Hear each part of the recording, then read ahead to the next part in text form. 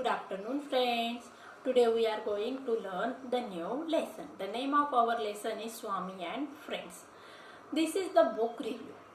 Book review means we are going to learn the language and the grammatical structure used by the writer as well as the characters and the story of the lesson in a short way. In this lesson, the central character is Swami. Swami is a school-going boy. He is of the 10 years old. But he is very naughty boy. He did not like school. He did not want to go to school and attend the school. Instead of going to school, he likes to go to the river side and to bath in the river. Wants to climb the tree and wants to play with his friends. He was very talkative and he thinks that when he talks very sweetly and all his work is done by his sweet talking. But it doesn't happen so. Swami does a lot of mischievous things, and when his father comes to know, his father beat him very bitterly. Still, Swami does his work. Okay, friends. And this book is a very good story of a Swami and Friends. We comes close near the Swami. We think that we likes the character of the Swami and we are indulging in that era. This book is for the study of the students of the literature in the graduation level. But some parents think that Swami is the naughty and mischievous boy and their daughter and sons will be understand it very badly or it will the misuse of the book. But the writer did not like this opinion. He was opposed of this opinion. So we are going to learn the book review. Okay. बघा विद्यार्थ्यांनो, आज आपण book review Swami and friend या लेसनचं book review बघणार आहे. Book review म्हणजे काय? मग पुस्तक परीक्षण. आता पुस्तक परीक्षण म्हणजे काय? मग या लेसन मधले कॅरेक्टर्स, लेसनची पार्श्वभूमी, कुठली लँग्वेज रायटरने वापरलेली आहे, ग्रॅमॅटिकल कन्स्ट्रक्शन कसं आहे, या सगळ्या गोष्टींचं त्या ठिकाणी काय केला जात असतो, लेखाजोखा किंवा अहवाल मांडला जात असतो. मग या पुस्तकाचं बॅकग्राऊंड आहे बघा, स्वातंत्र्यपूर्व कालखंड की ज्यावेळेस भारतावर इंग्रजांचं राज्य होतं. सायन्स आणि टेक्नॉलॉजी एवढी पुढे केलेली नव्हती आणि त्या कालखंडामध्ये स्वामी नावाचा एक मुलगा होता. 10 वर्षांचा होता तो आणि त्याला शाळेत जाणारा तो मुलगा होता, पण शाळेत जायला त्याला अजिबात आवडायचं नाही. त्याचा आवडीचा उद्योग कोणता होता? मग आपल्या मित्रांबरोबर नदी किनारी जाणे, पोहणे, झाडावर चढणे, लोकांच्या खोड्या काढणे, लोकांना त्रास देणे, अशा गोष्टी तो करायचा आणि वारंवार आपल्या वडिलांकडून मार पण खायचा. आणि स्वामीला काय वाटायचं की मी जे गोड बोलतो त्या गोड बोलण्यामुळे माझी कामं पटकन होत असतात, पण तसं काहीही नसतं आणि याचा अनुभव एकदा स्वामीला येतो. अशा प्रकारे विद्यार्थ्यांना स्वामी आणि त्याच्या मित्रांची स्टोरी डेव्हलप होत जात असते. आता या ठिकाणी आपल्याला संपूर्ण स्टोरी देण्यात आलेली नाही आहे. स्टोरीचा थोडासाच भाग या ठिकाणी सांगण्यात आलेला आहे. मग विद्यार्थ्यांना आपल्याला या ठिकाणी रायटरचे जे रायटिंग स्किलचे कौशल्य आहे ती कौशल्य सांगितलेली आहे. टेक्निकल जार्गन वापरण्यात आलेलं नाहीये, ग्रॅमॅटिकल स्ट्रक्चर नाहीये, हार्ड असं सोपी वाक्य आहेत, सोपी आणि छोटी वाक्य या ठिकाणी रायटरने वापरलेली आहे आणि या त्याच्या रायटिंग स्किल मधून त्याचं महानता आपल्याला दिसून येते. आता या ठिकाणी बघा, स्वामी आणि फ्रेंड्स या ठिकाणी कुठल्याही प्रकारचं टेक्निकल या ठिकाणी म्हणजे प्रोग्रेस नव्हती. तिच्यामुळे आजचं जी मुलं आहेत की ज्यांना कॉम्प्युटर, लॅपटॉप, मोबाईल शिवाय करमत नाही, त्या युगामध्ये स्वामी हा असा मुलगा होता की ज्याला त्याचा टाइमपास किंवा खेळ हे वेगवेगळे होते, ते मी तुम्हाला सांगितले. त्याचबरोबर बघा, काही पॅरेंट्सला काय वाटतं की हे पुस्तक वाचल्यानंतर आमच्या मुलांवर वाईट परिणाम होईल, पण तसं नाहीये. बघा विद्यार्थ्यांनो, रायटरने हा आक्षेप पूर्णतः खोडून काढलेला आहे. त्याचबरोबर आपल्याला मग या पुस्तकातून हे पुस्तक बघा, जे विद्यार्थी साहित्याचा अभ्यास करतात त्यांना अभ्यासासाठी हे पुस्तक ठेवण्यात आलेलं आहे. चला तर मग विद्यार्थ्यांनो, अधिक डिटेलमध्ये आपल्याला लेसनच बघायचं आहे, हा बुक रिव्ह्यू बघायचा आहे. सगळ्यांनी पुस्तक ओपन करायचं आहे. पेज नंबर काढा 69. Book review Swami and friends by R.K. Narayan. आता या ठिकाणी बघा, हे पुस्तक आहे, याची पार्श्वभूमी आहे काय? World war first. आले लक्षात? आता हे पुस्तक सगळ्यात पहिले रिटर्न सेकंड रिटर्न झालंय बघा 1930 मध्ये. दुसरी आवृत्ती याची निघालेली आहे 1930 मध्ये आणि पब्लिश झालं 1935 साली. आता या ठिकाणी जे गाव आहे ते आहे मालगुडी डेज. आता या ठिकाणी बघा आपल्याला विद्यार्थ्यांनो पुस्तक बघायचं आहे. अ बुक रिव्ह्यू म्हणजे पुस्तक परीक्षण. कुठल्या पुस्तकाचं परीक्षण करायचं आहे मग? स्वामी अँड फ्रेंड्स. कोणत्या रायटरकडून लिहिलं गेले? R.K. Narayan. A little bit about the book म्हणजे आपल्याला थोडक्यात, अ लिटिल बिट म्हणजे काय, थोडंसं असं सांगण्यात आलेलं आहे. पूर्ण पुस्तकाबद्दलची इन्फॉर्मेशन देण्यात आलेली नाही आहे, कारण का आपण बुक रिव्ह्यू करत आहोत.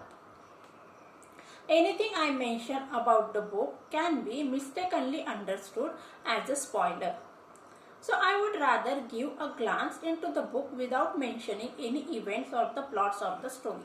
आता बघा विद्यार्थ्यांनो, जर आपण बघा एखादा पिक्चर किंवा एखादी कादंबरी असते त्याचं परीक्षण येत असतं. परीक्षण म्हणजे काय, तुम्ही पेपरमध्ये वाचत असाल, साहित्यिक जे असतात किंवा पिक्चरचं जे ॲनालाइज करत असतात ते काय करतात, ते पिक्चरमधील आपल्याला थोडक्यात इन्फॉर्मेशन दिलेली असते. कॅरेक्टर्स कुठले कुठले आहेत म्हणजे त्यांची पात्रांची नावं असतात, क्लायमॅक्स दिलेला असतो आणि त्याचबरोबर स्टोरी कशी आहे आणि त्यानंतर रेटिंग दिलेली असते बघा, 1 स्टार 2 स्टार 3 स्टार. आणि ते वाचल्यानंतर मग आपल्याला थोडीफार त्या पिक्चरबद्दलची कल्पना येत असते.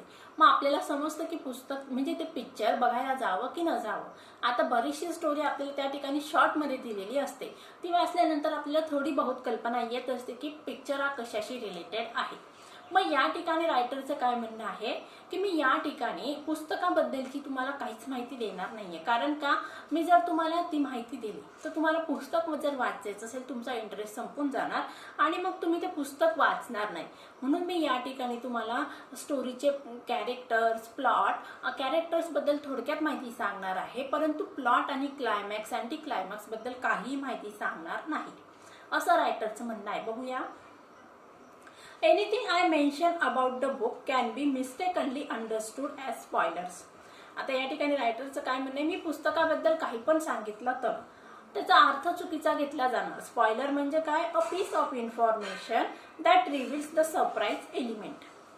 म्हणजे स्पॉइलर म्हणजे काय, या पुस्तकामध्ये जे काही सरप्राइजिंग एलिमेंट्स आहे ते एलिमेंट्स माझ्याकडून क्लोज होतील किंवा ओपन होतील असं काहींना वाटणार. So I would rather give a glance into the book without mentioning any events or plot of the story. मग या ठिकाणी रायटरचं काय म्हणणं आहे, बुक रिव्ह्यू करणाऱ्यांनी काय सांगितलंय, म्हणून मी थोडक्यात ग्लान्स म्हणजे काय, ओव्हरलुक घेणार आहे. तुम्हाला कुठल्याही प्रकारची स्टोरी किंवा प्लॉट्स म्हणजे स्टोरीमधील वेगवेगळे जे काही भाग आहेत, चढ उतार आहे, ते अजिबात सांगणार नाही आहे. Swami is a mischievous little kid of about 10 years old. बघा, स्वामी बद्दलचं वर्णन सांगितलेलं आहे. काय सांगितलेलं आहे म्हणजे स्वामी हा आपल्या पुस्तकातला सेंट्रल कॅरेक्टर आहे. Swami is a mischievous little किड, खूप खोडकर असा मुलगा आहे. अबाउट 10 years old, आणि त्याचं वय किती सांगितलेलं आहे, 10 वर्ष आहे. Living in the era where India was under British rule. आणि कोणता कालखंड आहे मग, स्वातंत्र्यपूर्व कालखंड आहे की ज्यावेळेस भारत हा इंग्रजांच्या गुलामीमध्ये होता, भारतावर इंग्रजांचं राज्य होतं. Like most kids of that age, Swami is a kid who can't stay at one place and absolutely hates school. Even worse, mathematics. मग बाकीच्या मुलांसारखंच बघा, most kids of that age म्हणजे त्या कालखंडातील जी बाकीची मुलं होती त्या मुलांसारखंच स्वामीला सुद्धा शाळा अजिबात आवडत नव्हती. Even worse, mathematics. आणि मॅथमॅटिक्स म्हणजे गणित तर अजिबात आवडत नव्हतं. आणि त्या काळातील मुलं कशी होती बघा, चुलबुली होती, चंचल होती. School is his absolute nightmare. आणि स्वामीसाठी स्कूल म्हणजे काय मग, रात्री पडणारं भयानक असं स्वप्न होतं. Anyway, the story unfolds around the happenings of this kid and how he constantly gets into trouble and gets a good beating from his father. Unfold म्हणजे काय मग, ओपन होते. स्टोरी कशी ओपन होत आहे तर मग ही स्टोरी ही या किड बद्दल म्हणजे हा जो लहान मुलगा आहे याच्या भोवती फिरते आणि या मुलाकडून काय काय गोष्टी घडलेल्या आहेत किंवा काय काय केलं त्याने. He constantly gets into trouble, आणि तो कॉन्स्टंटली म्हणजे काय, सातत्याने संकटात सापडत असतो. आणि नंतर मग gets a good beating from his father, आणि त्यानंतर मग त्याचे वडील त्याला छान असे धम्मक लाडू देत असतात. Swami is a talkative little kid. Question tag काय होणार? Isn't he? Swami is a talkative little kid. Thinks that's his way of facing life. मग स्वामीचं आता अजून आपल्याला वैशिष्ट्य सांगितलेली आहे, पिक्युलॅरिटी सांगितलेली आहे. तर तो कसा होता? मग मिस्चिवियस होता. त्याचबरोबर कसा होता? मग टॉकेटिव्ह सुद्धा होता. तो खूप बोलायचा. Thinks that his way of facing life. आणि त्याला काय वाटायचं बघा, आयुष्याला त्याच्या म्हणजे आयुष्याला तो तसा सामोरं जात आहे. And talking himself out of everything. म्हणजे बोलण्यातून तो सगळ्या गोष्टींचे सोल्युशन काढू शकत असतो. But he does learn the truth the harsh way. परंतु नंतर त्याला लक्षात आलं की बोलण्यामुळे सगळे प्रॉब्लेम सॉल्व्ह होत नसतात. As many teens back then all he wants to do is play under the सन.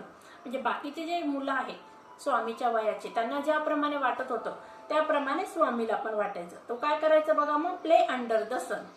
भर उन्हात खेळायचा. किक समथिंग, कशाला तरी लाथा मारायचा. क्लाइंब अ ट्री, झाडावर चढायचा. ब्रेक समथिंग, काहीतरी तोडायचा. अँड हरॅस समबडी, आणि कोणाला तरी त्रास द्यायचा.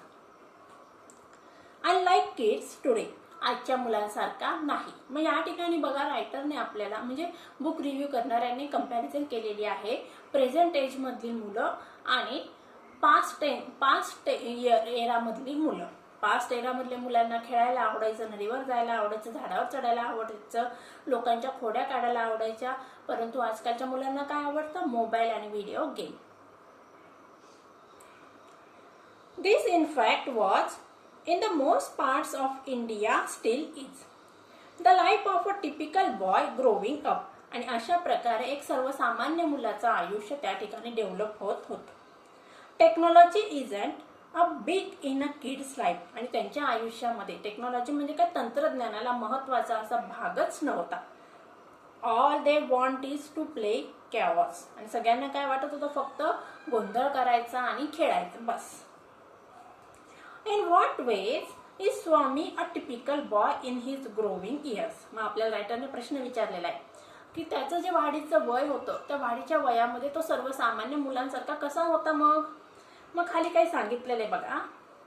In this regard Narayan gets deeply into the working of Swami's 10 years old mind, explaining explicitly how he thinks and what his perspective of the world is. मग या ठिकाणी काय सांगण्यात आलेलं आहे? Narayan gets deeply into the working of Swami's 10 years old mind. या ठिकाणी मग आर के नारायण यांनी त्यांचं जे सेंट्रल कॅरेक्टर आहे त्यांच्या पुस्तकातलं स्वामी, त्याच्या मनामध्ये खोलवर जाऊन ते त्याच्या मनाचं परीक्षण करत आहेत. एक्सप्लेनिंग, आणि काय आपल्याला एक्सप्लेन करत आहे बघा, एक्विसेटली म्हणजे काय, इन अ प्लीजिंग मॅनर, अतिशय छानपणे आपल्याला आवडेल अशा मॅनरमध्ये. हाऊ ही थिंक्स, स्वामी कसा विचार करतो. And how his perspective of the world, या जगाकडे तो कोणत्या दृष्टिकोनातून बघतो हे या ठिकाणी आर के नारायण यांनी वर्णन करून सांगितलेलं आहे. The reader does feel like Swami and gets very attach with the character as the story progress. मग या ठिकाणी बघा, ज्यावेळेस आपण एखादं पुस्तक वाचत असतो त्या ठिकाणी मग आपल्या त्यातलं ते सेंट्रल कॅरेक्टर जे असतं ते अतिशय भावत असतं किंवा आवडत असतं. मग का? कारण त्याची कॅरेक्टरिस्टिक्स तशी असतात. मग या ठिकाणी रायटरने काय सांगितलेलं आहे, तर स्वामीचं कॅरेक्टर रायटरने इतकं छान वर्णन केलेलं आहे की जे रीडर्स असतात ते वाचत असताना ते स्वामीच्या अंतर्मनात जाऊन डोकावतात आणि त्यांना पण वाटतं की आम्ही सुद्धा स्वामीसारखं कुठंतरी राहावं किंवा वागावं. Character as the story progress, that's the magic of Narayan. म्हणजेच मग या ठिकाणी बघा, आपण बरेचसे पुस्तकं वाचत असतो, मासिक वाचत असतो, स्टोरीज वाचत असतो, पण वाचल्यानंतर आपण ते सोडून देतो किंवा ते आपल्या बऱ्याचदा लक्षात पण राहत नाही. पण या ठिकाणी आपण स्वामी अँड हिज फ्रेंड्स हे पुस्तक वाचल्यानंतर स्वामी हे जे कॅरेक्टर आहे त्यातले सेंट्रल कॅरेक्टर ते कित्येक दिवस आपल्या मनामध्ये तरंगत असतं किंवा आपल्या मनातील एका कोपऱ्यात ते जाऊन बसतं आणि आपल्याला सगळ्यांना हेवा वाटतो की आपण सुद्धा स्वामीसारखं आपलं आयुष्य जगायला पाहिजे होतं किंवा कुठेतरी आपण स्वामीमध्ये आपलं बालपण शोधण्याचा प्रयत्न करत असतो. Significance of the book. Significance म्हणजे काय? मग या पुस्तकाची वैशिष्ट्ये आपल्याला बघायची आहेत.